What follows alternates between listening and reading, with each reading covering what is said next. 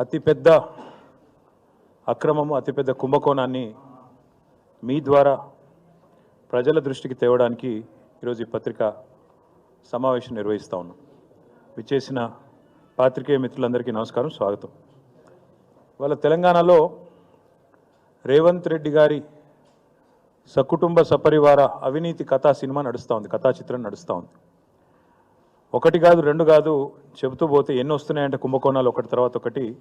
నేను వాటన్నిటి లోతుకు పోకుండా ఒకే ఒక్క కుంభకోణం 8,888 కోట్ల కుంభకోణం, 8,888 crores కుంభకోణం గురించి నేను మీ దృష్టికి, రాష్ట్ర ప్రజల దృష్టికి తీసుకొని వస్తూ ఉన్నాను.